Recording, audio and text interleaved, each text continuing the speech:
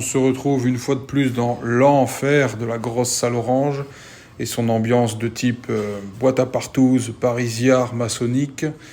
Avec la musique, ça donne vraiment une ambiance de vidéo, un mix entre Ziz et un mauvais reportage sur le tuning. Mais bon, on va faire avec aujourd'hui. Bon, vous l'avez deviné ici, on va parler des trapèzes aujourd'hui. Alors, les trapèzes vont de la nuque jusqu'au milieu du dos. Donc on va abolir l'idée dans laquelle les trapèzes, c'est juste les deux boules qu'on aperçoit quand on voit une personne massive. Hein. Par exemple, ici, on a Jean-François Caron, qui est un strongman québécois. On aperçoit largement ses trapèzes. Je veux dire, ça se voit, il n'y a même pas besoin de le préciser. Dans l'idée, ces trapèzes ne sont pas que les deux boules que l'on aperçoit. Ça continue aussi derrière. Dans l'idée, je vais faire exprès de mal le faire. J'ai fait exprès de faire un mouvement mauvais ici. Très souvent, c'est ça qu'on voit dans les salles.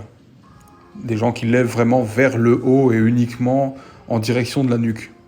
Or, c'est vraiment pas le bon moyen pour avoir de gros trapèzes. Alors, en soi, avec le mauvais mouvement, vous allez dire, oui, mais j'ai des courbatures, je le sens super bien. Il n'y a pas de problème avec ça, c'est pas un souci. Par contre, à long terme, vous allez forcément vous flinguer quelque chose où ça va être torticolis à répétition.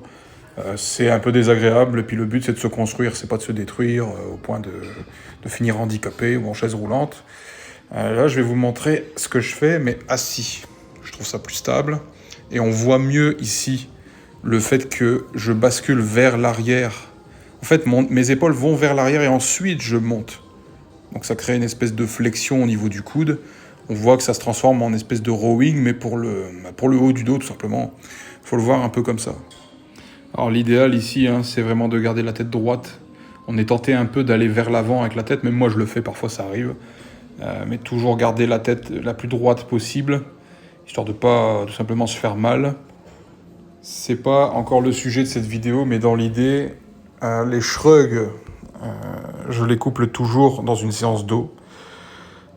Et mes séances dos, je les commence toujours, en général, avec un exercice polyarticulaire comme le rowing, un tirage horizontal ou un truc du genre, que ce soit un rack pull, actuellement un deadlift, j'en fais plus pour l'instant, mais dans l'idée, c'est ça.